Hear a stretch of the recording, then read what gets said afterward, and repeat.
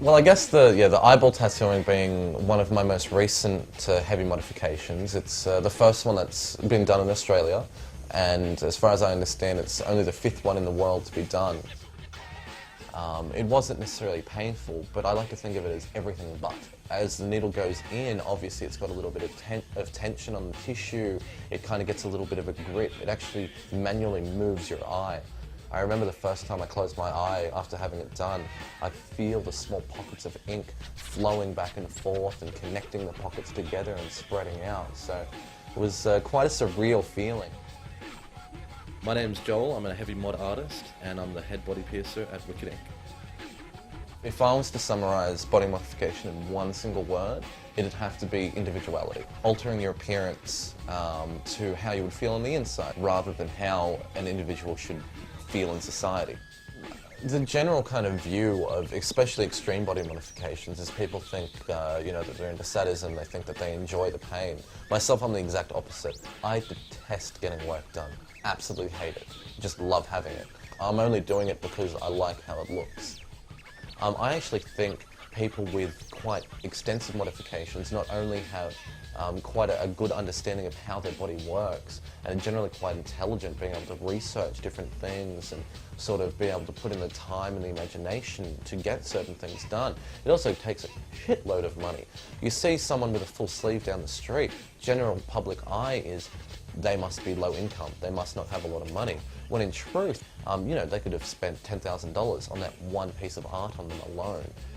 So, with my mother being a registered nurse, I had a lot of availability to medical equipment.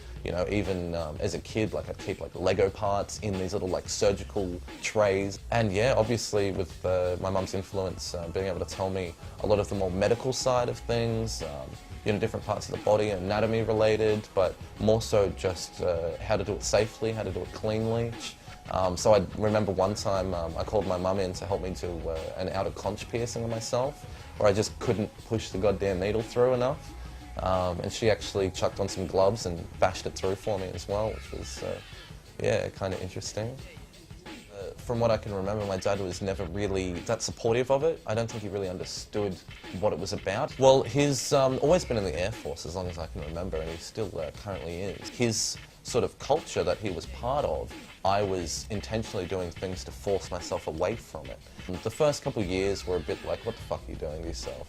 Don't you know that that's going to stay with you for a long time? And to myself, I understood that. It didn't seem unnatural at all.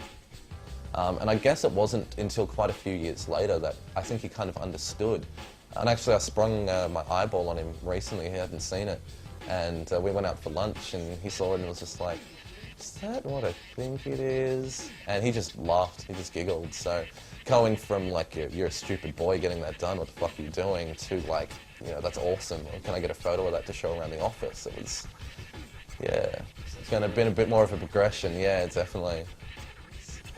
Nearly every single relationship, in fact every single relationship that I've ever been in, be it partners, be it family, be it friends, definitely the mods have in one way or another affected them, and I definitely have lost quite a number of relations because of it.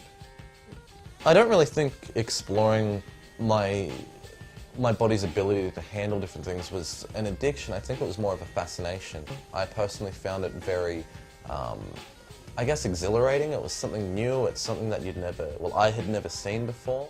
So the first sort of actual piercing or body modification I had was one that I did myself. I wanted a genital piercing done for quite a few years. I was about 15 years old. I actually had a couple girls come up to me in high school and was also just like, I heard that you put a nail through your ball sack into a plank of wood and then put jewellery in afterwards. Is that true? Referring to a very clinical, clean piercing that I'd researched. I used to always have band-aids all over my face and just tell the teachers, yeah, real bad acne, hey. But at one point, a teacher came up to me very concerned and was just like, I've heard you've been doing this to yourself.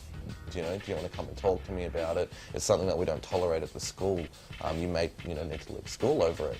And I was like, jaw dropped that they were saying I've got to leave school over a non-visible piercing that I'd only told a buddy about. All in all, I think the reaction to a school, especially going to a Catholic school, it was very negative. They didn't really like what was going on. When I was working, I was doing a checkout job check out chick. I had my labret freshly pierced, and I had a little pink ball on the end of it just to hide it so that it wouldn't fall out while I was working. And the supervisor came up to me and went, "Jesus, you need to pop that pimple tonight. Hey, that thing's brewing." And it wasn't for quite a few months later that she actually saw me walking around with like a metal ball on it and went, "Hey, wait a minute." Basically, like, look, you're down for whatever you want to do, but either take them all out and come to work in the morning without them, or see you later. And that was, I guess, my first actual experience. Until then, I thought it was all just kind of fun and games. It was like, oh yeah, I've got this done. You don't like the look of it, but what are you going to do? But at that point, it was like, do I pay rent or do I have mods? And obviously, I told her to stick it, and yeah, quit. So eventually, I started researching studios to train at. And then it progressed from there, where I am now, quite a few years later, where I'm the head piercer at my studio here. It was tricky though. It was a decision that I look back on and I'm really glad that I did. Because if I had have stayed in that business, or if I had have continued doing those sort of jobs, I wouldn't be anywhere as happy as I am now. You could never think in the future, I'm going to love this, I'm always going to love this, because you just don't know. And at the same time, you can never think, I would love to get that done, that would make me happy now, but I'm afraid in 10 years I'm going to hate it. Fuck it, have fun for 10 years, enjoy it.